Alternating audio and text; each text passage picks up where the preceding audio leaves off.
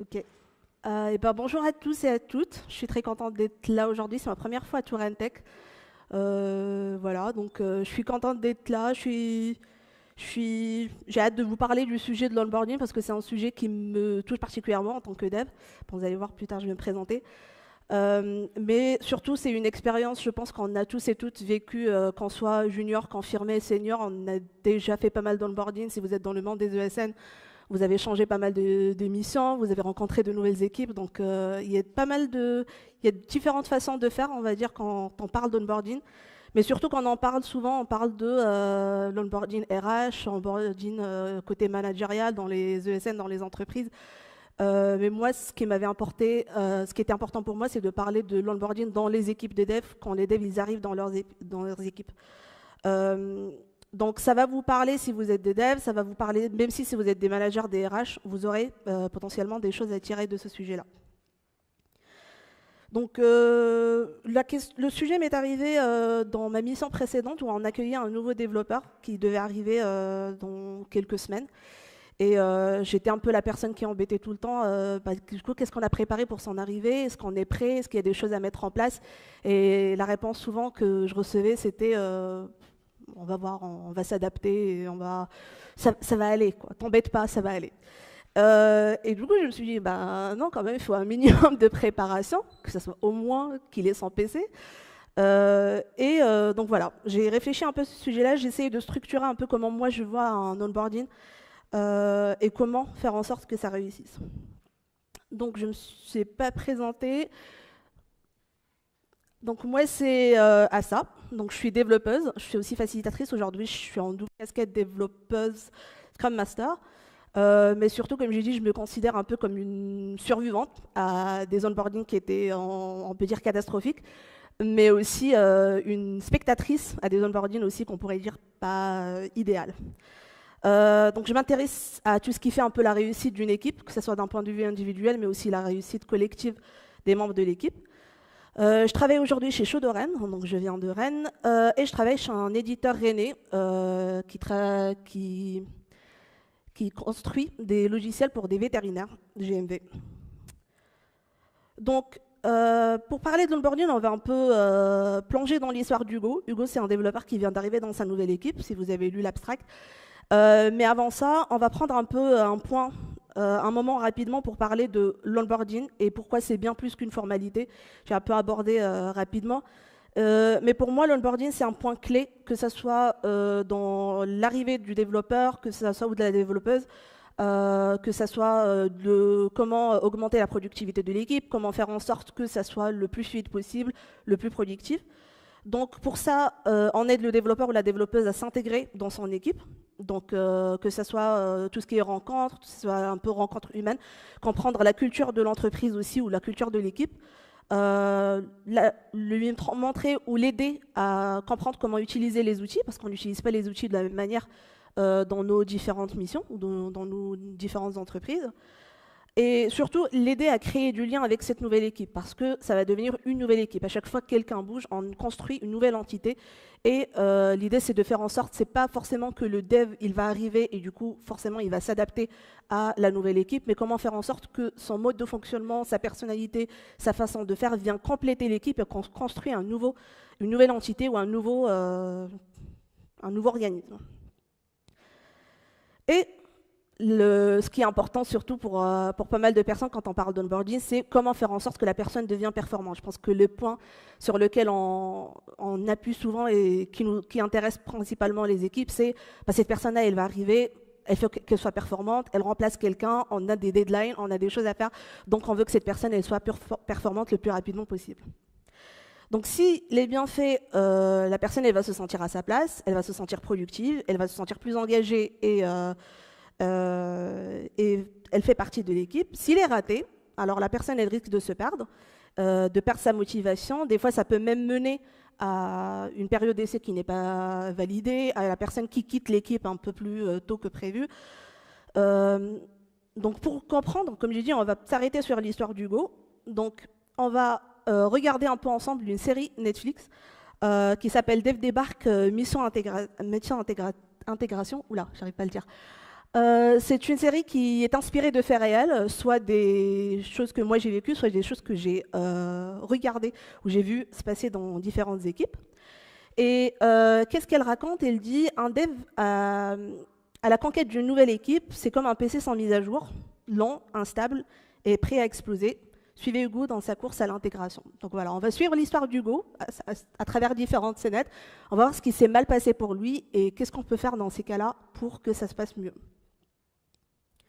Donc dans cette série, chaque jour est un épisode et chaque saison est un mois. Et spoiler alert, on va s'arrêter sur la fin de la série, donc le dernier épisode de la 3e saison, c'est le 3e mois. Donc notre héros, en fait il part pas en héros, mais il part parce qu'il n'a pas validé sa période d'essai. Donc voilà, on peut déjà dès maintenant dire son intégration ne s'est pas bien passée. Mais du coup, comment est-ce qu'on en est arrivé là? Un point très important, c'est que quand on parle souvent de personne qui n'a pas validé sa période d'essai, souvent on dit il n'a pas fait le taf, c'était pas bien pour l'équipe, etc. Des fois, c'est pas ça. Des fois, c'est que la personne ne s'est pas bien intégrée, on ne lui a pas donné les chances, on ne lui a pas donné tous les outils possibles pour qu'elle réussisse en intégration. Donc, on va commencer par le premier jour. Hugo est impatient, il est content, il a hâte de rencontrer sa nouvelle équipe, de faire ses preuves et de commencer un nouveau projet. La première chose, c'est qu'il arrive un peu vers 9h, parce que je pense qu'on commence tous un peu la journée vers 9h. Il est là, il est perdu, il n'y a personne au bureau. Il s'est même demandé s'il s'est trompé sur son jour d'intégration. Est-ce que c'est pas le bon bureau? Est-ce que c'est pas les bons locaux? Non, c'est juste que son équipe, ils sont assez flexibles sur les horaires, ça s'entend, c'est très bien. Sauf que personne n'a pensé à le prévenir. On a juste décidé d'une date, on lui a dit bah, tu viens ce jour-là, c'est ton premier jour. Et voilà. Donc finalement, son équipe, elle est arrivée un peu plus tard, heureusement pour lui. Ils ont eu le temps de faire les présentations. Il a eu une présentation générale du projet, donc on lui a un peu expliqué le contexte du projet. Et il a reçu son PC. Donc là, en l'occurrence, il a reçu son PC, mais il n'avait pas les accès. C'est quelque chose qu'on a déjà tous et toutes rencontré, je pense. Soit on a un PC et on n'a pas les accès, soit on n'a même pas un PC, on doit attendre quelques jours, quelques semaines pour avoir notre PC. Donc, premier piège dans lequel on pourrait tomber dans l'intégration, c'est que le poste, le matériel, les accès ne sont pas prêts. Voilà, soit ils ne sont pas prêts, soit ils ne sont pas installés.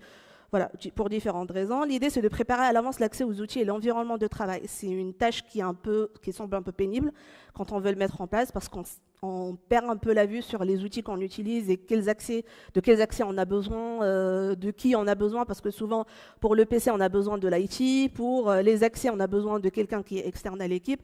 Donc l'idée, c'est d'anticiper ça le plus possible, de faire la liste un peu des outils et des environnements et des accès dont on a besoin et de préparer un peu mieux l'arrivée du DAV ou de la DAV. Donc heureusement pour lui, il a eu un peu les accès et on lui a balancé une documentation. Voilà, la fameuse doc d'intégration qu'on reçoit quand on arrive dans nos équipes où on nous dit bah voilà, il y a un Confluence, tu peux regarder dessus, tu peux installer ton poste, tu as tout dedans, il y a des articles qui vont dans tous les sens. Donc c'est un peu ce qui s'est passé pour lui, qui a créé pas mal de frustration parce que forcément, il n'a pas su où regarder. Donc il s'est demandé déjà dès son premier jour, est-ce que j'étais attendu? Est-ce qu'on a préparé pour moi? Est-ce que je suis dans le bon endroit? Donc ça crée des doutes déjà dès le premier jour. Donc là, il a eu une documentation qui n'était pas organisée. Souvent, elle est incomplète, elle est mal organisée. Des fois, elle est même inexistante. On s'est dit, cette personne-là, elle va t'accompagner pour ton onboarding. Si tu as des questions, tu peux demander à X. Si tu as des questions sur je ne sais pas quoi, tu peux demander à Y. Donc voilà. L'idée, c'est de préparer la solution, en tout cas de mon avis, c'est de préparer la documentation d'onboarding. Pas forcément la documentation de A à Z du projet, mais on parle d'une documentation d'onboarding qui va aider le développeur ou la développeuse à découvrir un peu le projet. Et l'idée, c'est de la préparer avant l'arrivée. Et il y a une question aussi sur la garder en vie et la mettre à jour. Qu'est-ce que la documentation d'onboarding ou d'intégration, à mon avis? Je pense qu'elle concerne d'abord un trombinoscope. C'est assez clair, c'est assez basique. On parle de, quand on arrive dans de nouvelles équipes, on rencontre pas mal de personnes. Dès les premiers jours, on est dans des réunions avec 40 personnes, 15, 20, et on perd un peu la vue de qui fait quoi, à qui s'adresser pour différents sujets. Avec ça, on a un organigramme aussi pour comprendre, encore une fois, qui fait quoi, à qui s'adresser. Des guides et manuels. pour l'installation des outils et l'installation du poste. Ça, c'est vraiment le basique. Aussi, on a des guides manuels pour l'utilisation des outils, parce qu'on n'utilise pas, comme j'ai dit au début, les outils de la même manière, que ce soit même Jira, tout simplement. On n'utilise pas Jira de la même manière dans les différents projets. On a tout ce qui est, par exemple, Gitflow, stratégie de déploiement, stratégie de livraison. On n'a pas les mêmes façons de faire dans nos différentes missions, différents projets. Donc, l'idée, c'est d'avoir un petit guide ou manuel pour ça. Un glossaire, parce qu'on utilise des abréviations et des termes qui sont spécifiques au projet, ou potentiellement même à l'équipe qu'on a pris l'habitude d'utiliser parce qu'on est là depuis un bon moment, mais une personne qui va arriver, elle ne va pas se retrouver aussi facilement à avoir des termes et des abréviations. Donc l'idée, c'est d'avoir un glossaire, essayer de le remplir au fur et à mesure. Et l'idée de ce glossaire-là, c'est aussi, la première chose, c'est que notre cerveau, il a une capacité à retenir les informations qui varient. Potentiellement, la personne qui vient d'arriver, elle est aussi un peu stressée parce que c'est une nouvelle mission, elle rencontre pas mal de personnes, il y a beaucoup d'informations qu'on reçoit d'un premier coup. Donc, un glossaire, ça va permettre de revenir sur les définitions, revenir sur les abréviations. La deuxième chose, c'est que potentiellement, cette personne-là, elle va être impliquée dans des réunions où il y a 40, 20 personnes, 30, même une réunion de 10 de l'équipe. L'idée, c'est de donner ce sens d'autonomie à cette personne-là pour retrouver les informations, plutôt que l'obliger en quelque sorte à lever la main à chaque fois pour poser des questions. C'est quoi ça? De quoi on parle? Etc. Donc ça lui permet de retrouver par elle-même les informations dont elle a besoin. Et enfin, un schéma d'architecture. On a sur nos projets des architectures différentes. J'ai déjà travaillé dans un projet où on avait une dizaine de microservices qui communiquent entre eux pour différentes raisons. Donc l'idée, c'est d'avoir un schéma qui va être un peu plus le plus général possible, mais aussi qui donne assez d'informations sur ce composant-là, voilà son rôle, voilà pourquoi on communique avec ce composant, voilà tout ce qui est authentification, etc. Ça permet de se retrouver facilement. Une personne, quand elle reçoit sa première tâche, elle pourrait déjà avoir une idée sur comment elle va circuler dans cette architecture et comment elle va retrouver les informations. Pour information, je vais partager les slides à la fin de la presse, donc vous pouvez les retrouver avec le guide d'installation, le guide d'onboarding. Donc j'essaie un peu de résumer toutes les informations qu'on a vues jusqu'à maintenant dans un planning ou un plan d'onboarding qui commence pour moi dès le recrutement. Donc on en a parlé, dès le recrutement, on sait que la personne elle va arriver à une date spécifique. Souvent, le recrutement, bon, je sais pas, ça se fait pas si proche de la date du début, mais en tout cas, on sait que la personne, elle va arriver, et là, on pourrait commencer à préparer les accès aux outils et l'environnement de travail. On peut commencer à préparer la documentation d'onboarding dont on a parlé. Si elle n'est pas là, c'est la construire, la mettre à jour si besoin. Préparer un plan d'onboarding personnalisé. Pourquoi? Parce que c'est pas un onboarding, c'est pas vraiment il n'y a pas un standard pour toutes les personnes qui vont intégrer l'équipe. On a des fois des juniors qui intègrent l'équipe, on a des fois des personnes qui sont un peu plus seniors, des fois on a des personnes qui connaissent les outils, des personnes qui connaissent moins les outils. Voilà. Le planning d'onboarding, on va un peu l'adapter selon la personne et selon le niveau de compétence. Et mettre à jour la matrice de compétences. Alors à lever de main, qui connaît la matrice de compétences et de quoi il s'agit? Donc la matrice de compétences, c'est, comme son nom l'indique, c'est un fichier, c'est un document qui va nous permettre un peu de sonder les compétences des membres de nos équipes, que ce soit les compétences fonctionnelles sur les différents sujets sur lesquels on travaille, ou les compétences techniques, que ce soit sur les langages de programmation. Par exemple, on a du Java, on a de l'Angular, on a du Rust, on a, voilà, donc c'est les niveaux d'expérience par rapport à ces outils-là. Donc ça part de 1 à 5 par rapport à l'expérience. Donc moi je me sens par exemple à un niveau 5 sur Java, mais je me sens à un niveau 2 sur Angular. L'idée aussi, c'est que ça va permettre aussi de sonder l'intérêt des membres de l'équipe par rapport aux technologies ou par rapport au sujet. Par exemple, moi j'ai toujours travaillé sur un sujet de l'authentification, mais demain je veux travailler sur un sujet sur la réservation. Donc ça permet un peu de donner une idée sur l'intérêt, ça permet aussi de savoir qui est compétent par rapport à quoi et d'éviter qu'on centralise les connaissances chez une personne ou deux personnes spécifiques. Là, il y a un concept très populaire qui est le buzz factor. L'idée, c'est qu'on essaye d'avoir des connaissances qui vont être un peu plus réparties dans l'équipe et éviter qu'une personne détienne les informations sur certains aspects du projet. Le risque, c'est que cette personne, elle décide de partir demain, cette personne, voilà, elle a eu un accident, elle ne peut pas continuer à contribuer au projet, donc ça crée un risque pour l'équipe.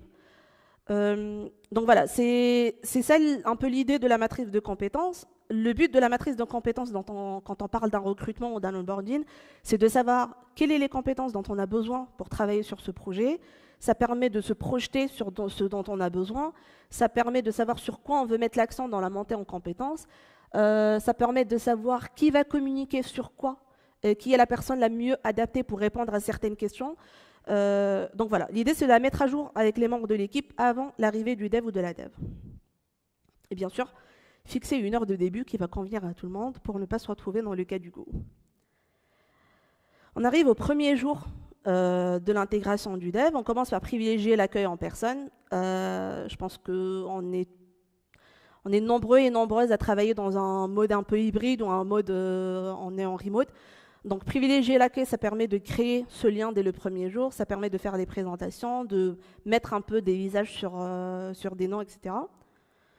Présentation de l'équipe et sa culture et présentation du contexte fonctionnel du projet, ça c'est assez basique, forcément la personne va commencer à travailler avec nous, donc on va lui faire une présentation du projet. Pour moi, l'idéal de ces présentations-là, c'est de les faire pendant les entretiens. Alors on fait une présentation un peu générale quand on passe un entretien, mais on prend pas, j'ai pas l'impression, on prend pas trop le temps des fois à présenter de quoi il s'agit vraiment. On oublie un peu que l'entretien, ça va dans les deux sens et que la personne, elle va intégrer notre équipe. Et donc, c'est un peu une responsabilité de lui partager un peu le contexte du projet pour qu'elle ait une idée si elle a envie de travailler avec nous, si elle a envie de continuer à travailler sur ce projet. Ça l'aide aussi à se projeter dans le projet, de savoir sur quoi elle va travailler, les compétences dont elle aura besoin. Potentiellement, ça lui laisse un peu le temps de se préparer, de monter en compétences avant d'arriver, de faire des formations aussi. Et bien sûr, il faut les reprendre le premier jour parce que, encore une fois, quand on est dans un entretien, notre headspace, il n'est pas forcément dans la curiosité. On n'a pas tous des fois ce luxe-là de se poser et de dire est-ce que j'ai envie de travailler sur ce projet, est-ce que j'ai envie de continuer. Des fois, on est plus dans j'ai besoin de cette mission, j'ai besoin de ce projet, donc je suis un peu dans un mode évaluation. Donc, prendre le temps de refaire ces présentations-là. L'équipe et sa culture, c'est surtout tout ce qui est potentiellement, voilà un peu nos rituels dans l'équipe, voilà comment on fonctionne un peu de manière individuelle mais collective aussi.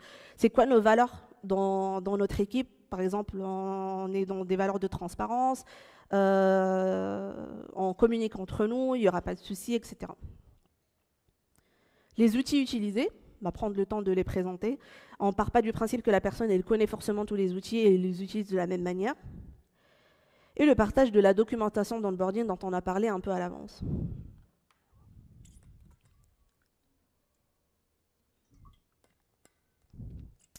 Donc ça, c'était le recrutement et le premier jour.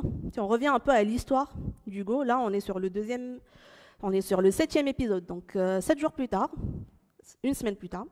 Donc son PC est prêt et sa première tâche, elle arrive. Donc on l'a dit, c'est bon, tu as lu la documentation, tu as eu une présentation du projet. Et là, Hugo, il réalise oui, il a eu toutes les informations, mais il ne sait pas encore comment ça fonctionne techniquement, voilà, un peu plus en détail.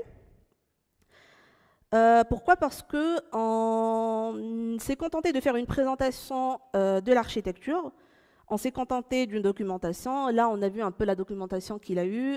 Des fois, on a un petit schéma qui n'a pas été mis à jour depuis 2010 et on dit, bon, voilà, c'est un peu le projet, tu auras une idée, tu vas te débrouiller, tu vas trouver toutes les informations. Il faut quand même faire une présentation technique, un peu générale du projet, mais aussi un peu essayer de rentrer dans les détails des composants sur lesquels la personne elle va travailler, des conventions de codage, parce qu'on n'a pas les mêmes conventions dans nos différents projets, des pratiques de l'équipe. On a parlé un peu de stratégie de déploiement, on a parlé de tout ce qui est stratégie de branche.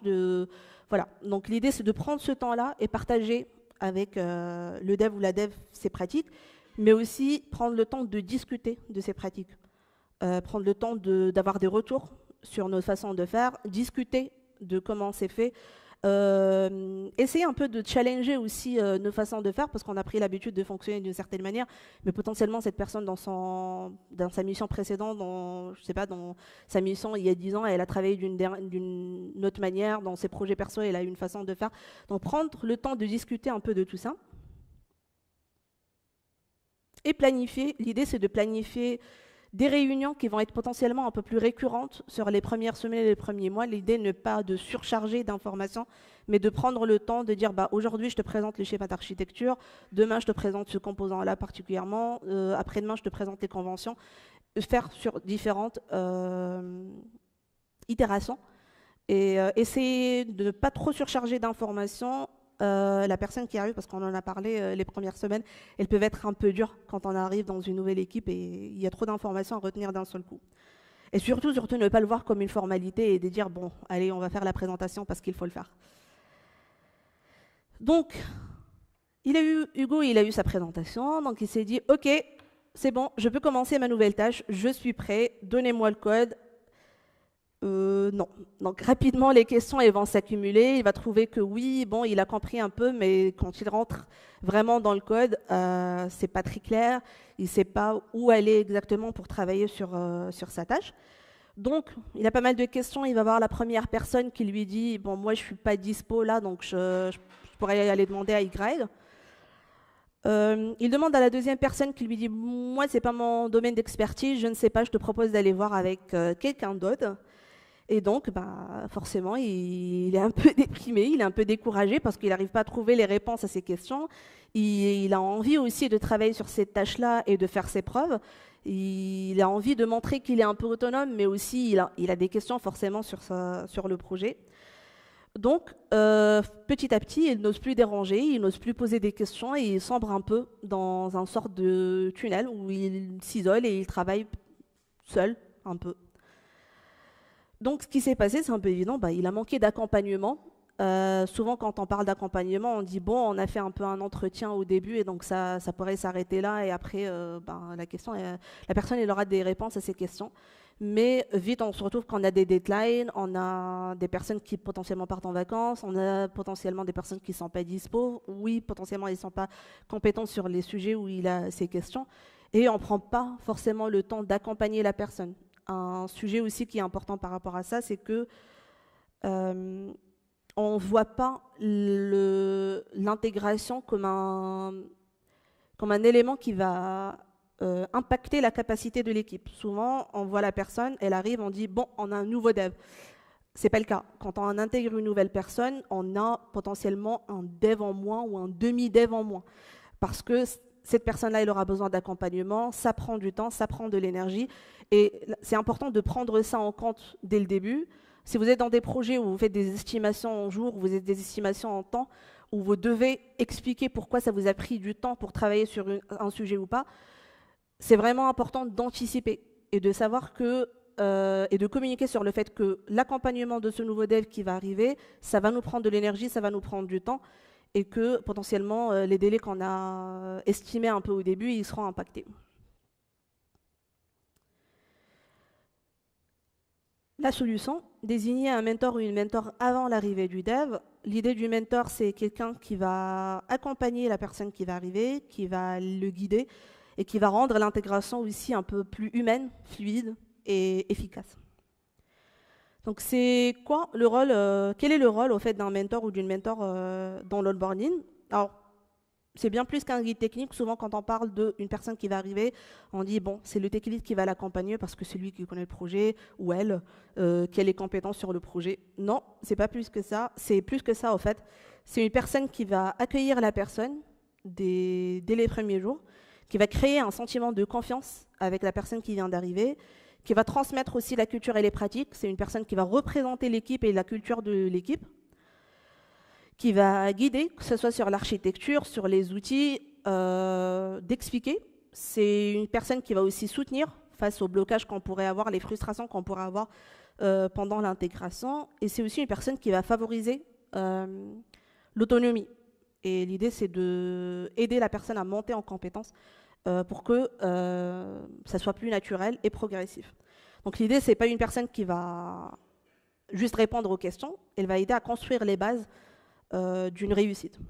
Certains points importants ici, c'est que quand on parle de guider sur l'architecture et les outils, encore une fois, ce n'est pas la personne qui prend un peu la charge de tout expliquer.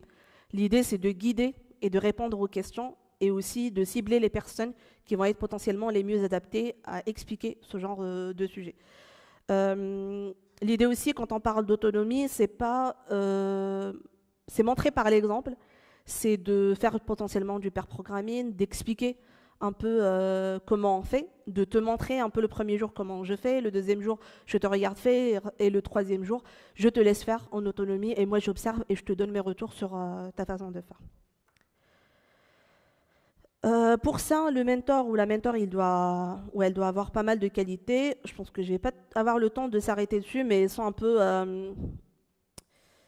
peu des qualités qu'on devrait avoir en tant que dev, mais aussi des qualités qui vont être un peu plus importantes dans ce rôle-là de mentor ou de mentor.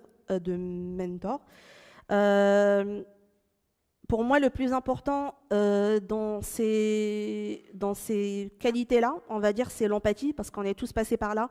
On a tous été juniors, on a tous été des nouveaux devs dans des équipes, on a tous et toutes en fait été intégrés à un certain moment. Donc, garder ça en tête, d'encourager aussi une ouverture d'esprit. Ça, c'est très important, c'est que c'est pas parce que la personne, elle vient intégrer ou une personne, ou le dev ou la dev, c'est un junior, qu'on va pas l'entendre et qu'on ne va pas discuter un peu de nos pratiques. Garder cette ouverture d'esprit, écouter la vie en face, se challenger aussi un peu et potentiellement aussi voir ce que la personne pourrait nous apporter dans le projet. C'est un peu le but de recruter aussi la personne, c'est pas juste travailler sur des tâches et de produire. Très important, le mentorat, pour moi, c'est pas le transfert de connaissances. Souvent, quand une personne arrive dans une équipe, on dit, bon, il y a A qui sort, il va faire monter en compétence B, parce que, bon voilà, c'est un par un, non. Non, souvent, il y a pas mal de choses qui vont être problématiques par rapport à ça, c'est que quand on recrute quelqu'un, souvent, on s'y prend un peu tard. La personne, elle arrive des semaines avant, potentiellement, l'arrivée, le départ de la personne avant. La personne qui part, elle n'est pas forcément dans le bon headspace pour partager ou pour faire monter en compétences. Souvent, on a été là, on veut clôturer nos sujets, on veut finir ce qu'on avait à faire parce qu'on doit partir. On se projette déjà potentiellement dans nos nouvelles missions, donc on est un peu détaché en quelque sorte du projet. Ça crée un lien, mais genre 2 semaines, 3 semaines, allez, 1 mois si on a de la chance. Et après, ce lien, il va être rompu, il va être cassé parce que cette personne-là, il va partir. Ça met de la pression sur les deux personnes. La personne qui va partir parce qu'elle doit transférer tout un tas de connaissances qu'elle a accumulées potentiellement pendant 3-4 ans. Et la personne qui vient d'arriver, elle sent qu'elle doit remplir le rôle et qu'elle doit remplacer cette personne. Et donc, elle essaie aussi, dans un sens, d'accumuler toutes les informations. Dans ce sens-là, pour moi, l'idée, c'est de garder ce transfert de connaissances avec une personne qui existe déjà, qui est dans le projet déjà, et de laisser le temps aux nouveaux devs de monter en compétences doucement et progressivement sur les sujets. Comment ça se rajoute à notre planning d'onboarding? Donc, la désignation du mentor, comme j'ai dit, elle se fait avant l'arrivée du dev. Prendre le temps, en tant qu'équipe, de désigner un mentor ou une mentor, ça se fait pas en mode toi tu vas le faire. Prendre le temps vraiment de discuter de qui a envie de le faire, qui a les compétences, qui en pense sera mieux placé pour ça. Ça peut être aussi 2 personnes qu'on pense sont le mieux placées. Ça peut très bien marcher aussi si on a 2 personnes, 2 interlocuteurs pour la montée en compétences. Et les présentations, bah forcément, elles sont dès le premier jour pour créer le lien et de favoriser la montée en compétences. Malheureusement pour Hugo, il n'a pas eu un mentor, donc il a dû un peu galérer tout seul dans son coin. Il a avancé sans repère, donc 3 semaines après, bah, il craque et il leur dit bah, j'avance pas et je ne sais pas dans quel sens je vais. Et ma tâche, elle devait me prendre 3 jours, mais là, elle prend 3 semaines. Donc enfin, il admet, il dit bah voilà, j'avance pas, j'ai besoin d'aide. Ce qui s'est passé pour Hugo, c'est en plus du fait qu'il a manqué de mentorat et d'accompagnement, c'est qu'on lui avait assigné une tâche qui était trop complexe par rapport à sa connaissance du projet. C'est quelque chose qui arrive souvent aussi, c'est qu'on se dit, ben, on a recruté une personne. Des fois, quand on recrute même un profil senior, on se dit, bon, ben, c'est quelqu'un qui a 10 ans, 15 ans d'expérience, il va se débrouiller, il va savoir comment gérer parce que bon, il a de l'expérience. Oui, potentiellement, techniquement, mais il n'a pas forcément les connaissances sur le projet, sur le contexte sur lequel on travaille. L'idée, c'est d'assigner des tâches qui vont être le plus simples possible et d'accompagner le dev ou la dev dans la résolution ou dans la réalisation de ces tâches. Ça commence vraiment par des tâches les plus simples possibles, potentiellement un bug. Bon, un bug, oui, il y a des bugs, il y a des bugs. Mais un bug le plus simple possible, on va prendre potentiellement un changement d'un wording. On est vraiment sur des tâches le plus simples et l'idée ça va nous aider à prendre en main le code, à comprendre le processus. Dès le moment où on reçoit la tâche, la réalisation, comment on se fait, c'est quoi nos stratégies de branche par exemple, comment on passe ça en recette, comment ça va être testé, comment on fait si on a des retours, tout ce qui est intégration continue, déploiement continu, jusqu'à la mise en prod. Donc ça permet d'avoir une idée un peu plus sur le processus. L'idée, c'est d'éviter tout ce qui est priorité et sujet urgent, forcément. Et l'idée aussi, c'est que ça va booster la confiance en soi de la personne qui vient d'arriver. Moi, ma première tâche, toujours quand j'arrive dans une nouvelle émission, ça booste ma confiance en soi parce que je me dis, j'ai contribué, c'est bon, je fais partie de l'équipe, j'ai réalisé ma première tâche. Quand elle est en prod, c'est un sentiment de fierté quand on dit, c'est bon, on a eu une contribution, même si c'est un changement de wording ou une tâche qui a pris 2 heures. L'idée aussi, c'est d'essayer de ne pas penser dans le sens de on a un nouveau dev, on va essayer de profiter, je mets ça entre guillemets, mais de profiter le maximum de cette personne-là. C'est très important de ralentir sur la première période, de laisser la montée en compétences se faire. Et ça va nous aider éventuellement à aller plus vite, plus loin.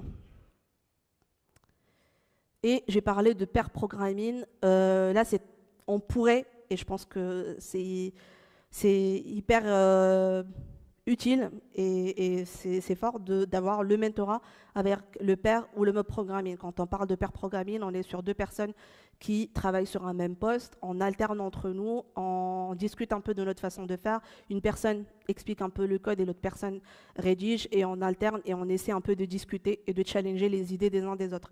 Le mob programming, c'est un peu plus dans un groupe, potentiellement. Ça va être un peu plus compliqué sur la première période parce que ça demande à sortir de sa zone de confort.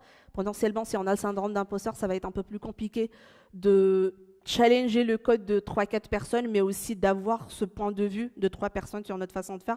Donc potentiellement, au début, on commence par du pair programming avec un mentor et éventuellement, même pas dans le cas de l'onboarding, mais en général, avoir des sessions de pair ou de mob programming dans les équipes, c'est très utile.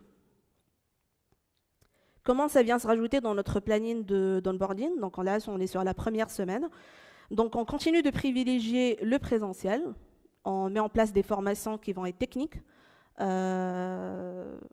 On présente les sujets en cours parce que la personne, bon, elle est intégrée dans nos sprint planning, sprint review, dans pas mal de réunions. Donc dans le daily même, on parle de pas mal de sujets. Donc prendre le temps d'expliquer un peu ces sujets-là.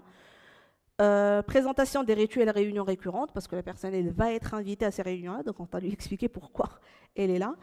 Réalisation de tâches simples, on en a parlé, et augmenter petit à petit la complexité de ces tâches-là, et l'accompagnement par le ou la mentor. Quelques points importants ici, c'est on voit que c'est pas mal de choses qui peuvent être réparties entre les membres de l'équipe. Quand on parle de présentation des sujets en cours, ça pourrait être, si vous êtes dans un projet agile, ça pourrait être par exemple le PO ou la PO qui explique ces sujets-là. Quand on parle de rituels récurrents, etc., ça peut être par exemple le Scrum Master ou la Scrum Master. L'idée, c'est de ne pas tout mettre sur le dos du mentor ou de la mentor ou une personne pour expliquer.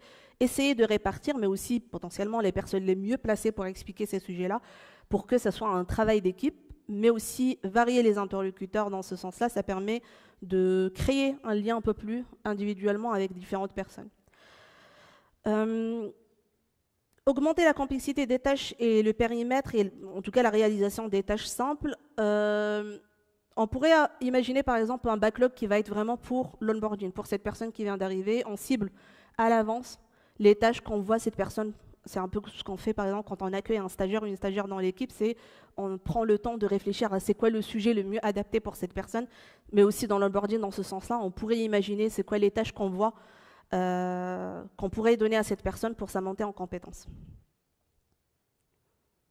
On est sur le dernier mois. Hugo, il ose enfin demander du feedback parce qu'il n'en a pas eu pendant toute cette période. Et la réponse, c'est continue comme ça. Voilà.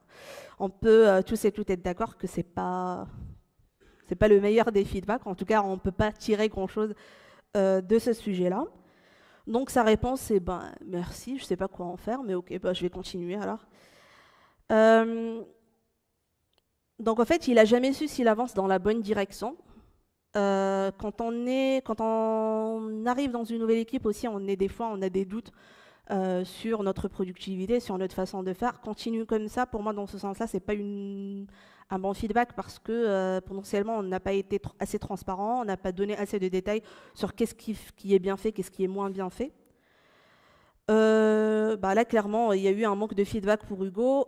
Et l'idée, c'est de créer un environnement où le feedback qui va être régulier, constructif et bilatéral. Un outil dont vous avez potentiellement déjà entendu parler, le rapport d'étonnement. Souvent, quand on parle d'un point de vue RH, managérial, on a fait un rapport d'étonnement, on s'est posé et on s'est dit, bon, ça se passe bien pour toi, on est content, ok, la semaine prochaine. Pour moi, le rapport d'étonnement, c'est un outil qui va être assez puissant dans l'onboarding. L'idée, c'est de prendre un temps de recueillir le feedback sur ce qui a surpris, ce qui a plu, ce qui a dérangé, ce qui a interpellé, que ça soit d'un point de vue technique, mais aussi d'un point de vue humain ou culturel. L'idée, c'est aussi de profiter de ce regard neuf qu'on a sur le projet. On n'accueille pas forcément des nouvelles personnes tous les jours. Prendre le temps d'avoir ce regard neuf sur nos façons de faire et notre projet et accepter potentiellement de feedback un peu plus négatif ou un peu plus constructif sur nos façons de faire. Et dans l'autre sens aussi, c'est de discuter de comment on peut l'améliorer. Donc pour moi, c'est un double cadeau. C'est la personne qui vient d'arriver, c'est l'occasion de partager ses doutes, ses incompréhensions, les bonnes surprises. Et c'est un cadeau pour nous, l'équipe, quand on accueille une nouvelle personne ou une entreprise aussi, c'est une occasion de détecter ce qui fonctionne et ce qui ne fonctionne pas dans nos façons de faire. C'est aussi un moment d'échange qui va être un peu plus structuré, naturel. C'est pas quelque chose qui se fait au couloir après une pause déj ou pendant une pause déj ou une pause café. C'est un moment où on va vraiment se poser et discuter. L'idée, c'est aussi d'essayer de cibler les questions, que ça soit les outils, la culture de l'équipe, ton onboarding lui-même. Donc, essayer d'avoir des différentes facettes du projet, discuter de ces différentes facettes-là. Essayer de poser aussi des questions qui vont être un peu plus spécifiques, plutôt que qu'est-ce qui t'a plu et qu'est-ce qui te plaît pas ou qu'est-ce qui t'a dérangé. Mais vraiment poser des questions. Qu'est-ce que tu changerais par exemple à ce truc-là si tu avais la main ou si tu avais aujourd'hui la possibilité de changer. Donc c'est essayer d'amener des questions pour avoir des réponses un peu plus constructives et claires. Et l'idée, c'est d'éviter tout ce qui a un effet tunnel où la personne elle va sombrer dans sa tâche, dans sa façon de faire. Elle va potentiellement s'isoler, elle va avoir potentiellement une perte de sens. Elle ne sait pas pourquoi elle est là, qu'est-ce qu'elle apporte à ce projet, éventuellement, potentiellement un désengagement qui va conduire soit au départ de la personne, soit à un départ qui est voulu ou pas voulu de la personne en général. Comment ça va être utilisé? Ça dépend de vos équipes. Il y a des équipes où c'est utilisé, par exemple, la première semaine, les 2 premières semaines, le premier mois, et ensuite on le fait tous les mois. Voilà, ça dépend le mieux, c'est d'essayer être un peu plus fréquent sur la première période et d'espacer éventuellement. Il y a des équipes aussi qui prennent le temps le premier jour, dès le premier jour à la fin de la journée, de dire qu'est-ce qui s'est bien passé pour toi aujourd'hui. Est-ce qu'il y a eu des moments où, un peu de friction? Est-ce qu'il y a des choses que quand tu aimerais améliorer dans ton onboarding sur les 3 prochains jours? Ne pas laisser le temps passer et à sombrer en fait dans certaines habitudes, prendre le temps le plus tôt possible.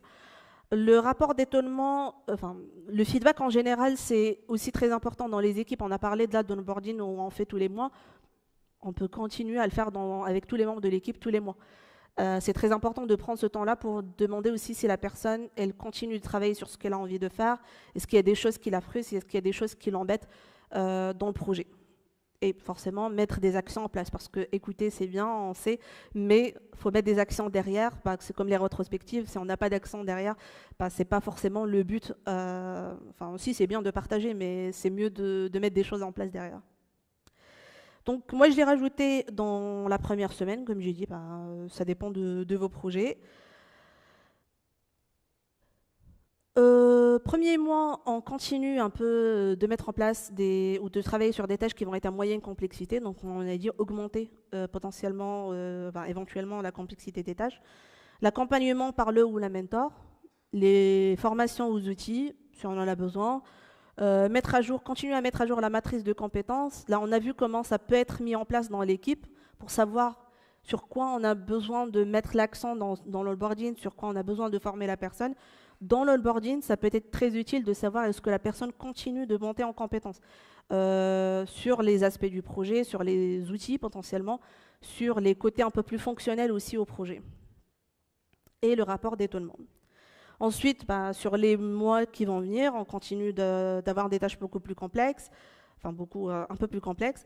Rapport d'étonnement, mettre à jour la matrice de compétences et l'accompagnement par le ou la mentor. Et là, éventuellement, on voit qu'on continue à mettre des choses de moins en moins en place et forcément, la montée en compétences elle est un peu plus fluide et plus organisée. Donc, je me suis arrêtée un peu à 3 mois parce que souvent, au bout de 3 mois, on a un peu une idée sur comment ça se passe. Des périodes d'essai, des fois, c'est aussi 3 mois. Donc, ça permet un peu de maximiser un peu les efforts sur ces 3 mois, de mettre en place ce qu'on peut faire et d'avoir une idée à la fin de ces 3 mois si on a envie de continuer à travailler ensemble. Est-ce que ça marche pour les deux parties? Donc, qu'est-ce que j'essaie de dire à travers tout ce que je viens de présenter? C'est que, comme j'ai dit, l'intégration, c'est un outil, c'est une étape très importante dans la vie d'une équipe, dans la vie de l'équipe elle-même et dans la vie de l'équipe qui vient d'arriver, enfin de la personne qui vient d'arriver. Pour moi, ça commence dès l'accueil.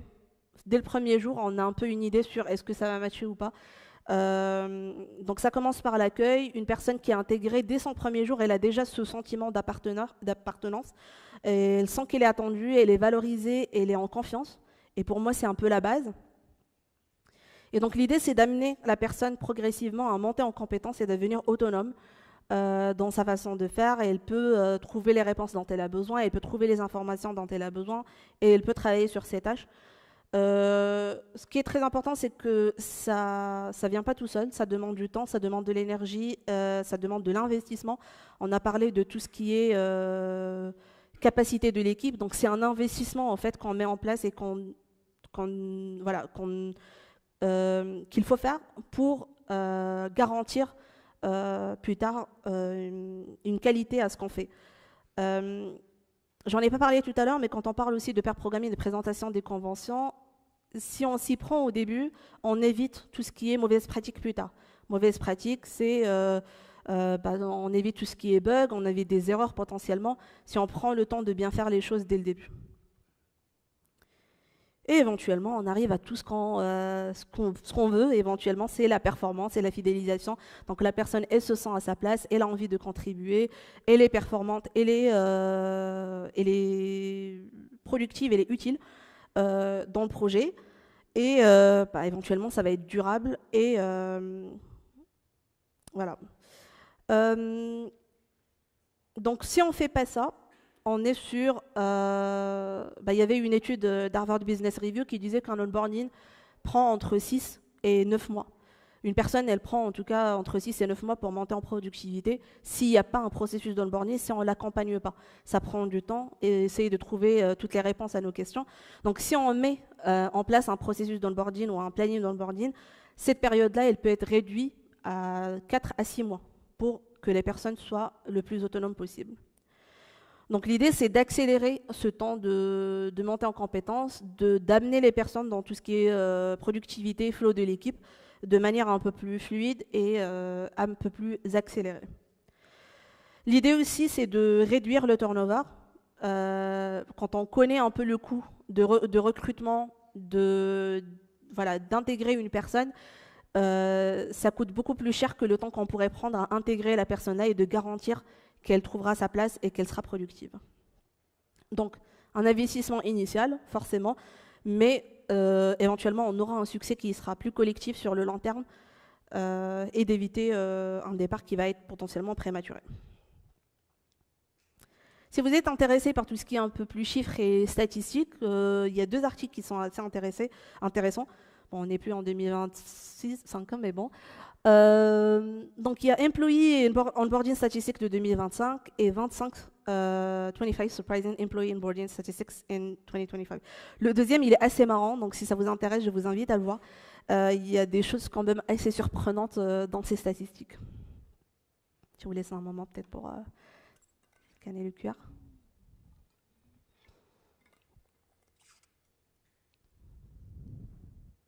Sinon, il y aura les slides à la fin si vous voulez récupérer.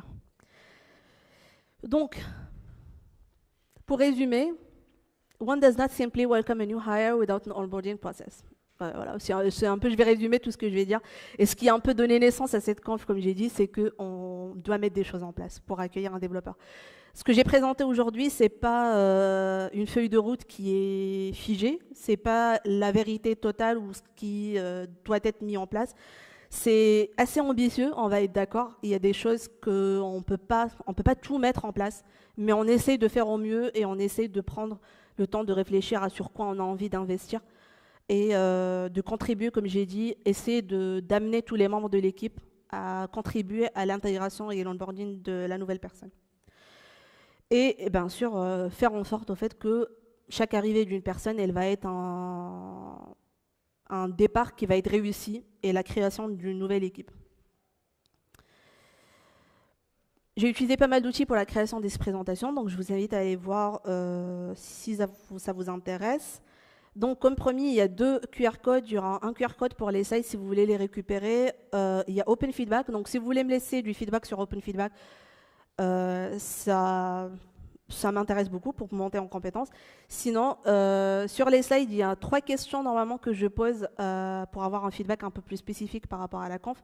Donc si vous voulez bien répondre aux questions, elles ne sont pas obligatoires. Et puis à la fin des 3 questions, vous aurez accès aux slides pour les récupérer. Si vous voulez continuer la discussion sur le sujet, je suis aussi sur LinkedIn. Sinon, je ne sais pas si on aura le temps pour avoir des questions ou des discussions, parce que là, ça clignote, on a 30 secondes. Mais en tout cas, merci pour votre écoute et votre intérêt au sujet. Et bonne journée et bon tour en tech.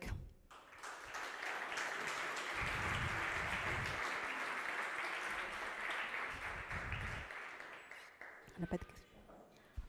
On a le temps pour des questions ou pas? On n'a pas le temps pour les questions? Voilà. Il y a une personne après. Ok. Ce qui en est qui ont des questions ou des remarques, je pense qu'on a 2 minutes, donc je pourrais au moins répondre à une question. Ouais.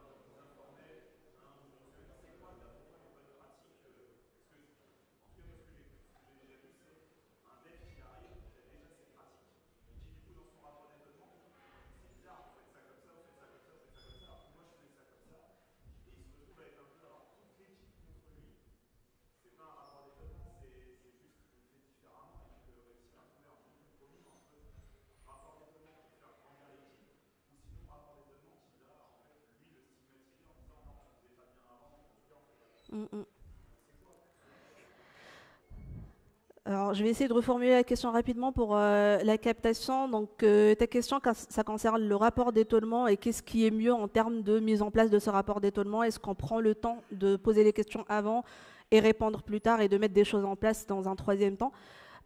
Pour tout feedback, moi, je dirais poser les questions et laisser le temps à la personne de prendre du recul et de répondre à ces questions par elle-même. Prendre le temps. Donc ça, c'est valable vraiment pour tout ce qui est feedback. Ensuite, pour tout ce qui est recueil de ces réponses-là, pour moi, c'est une personne de confiance, une personne qui incarne tout ce qui est sécurité psychologique et confiance. Prendre le temps, oui, c'est ça, prendre le temps en personne, en discuter. Vraiment, le mieux, c'est en personne. Discuter, répondre à ces questions-là. Ensuite, cette personne-là, elle pourrait amener l'équipe à réfléchir et à se challenger. Donc, si j'accueille une nouvelle personne et elle me dit, moi, je ne fais pas ça comme ça par rapport à ces outils, bah, ça pourrait être, par exemple, à la prochaine rétrospective, on pose la question, on fait les choses comme ça, est-ce que vous voulez challenger ces idées? Et là, potentiellement, on pourra un peu discuter. L'idée, c'est de ne pas forcément avoir cette personne face à 5 qui vont lui dire, non, nous, on fait comme ça. Mais voilà, ça se fait sur différentes étapes, différentes itérations. On a déjà fait dans une mission précédente, on a fait la première rétrospective, c'était pour l'onboarding de la personne. Donc on a fait vraiment une rétrospective qui a été spécifique. C'est quoi les attentes dans les deux sens? Qu'est-ce qui t'a étonné un peu plus sur le projet? Qu'est-ce que nous, on voit dans l'intégration de la personne? Et ça permet un peu de déjà ouvrir cette porte à la discussion et au feedback. Est-ce que ça répond à ta question? Ok. Eh ben merci. Moi, je vais arrêter là. Merci encore une fois.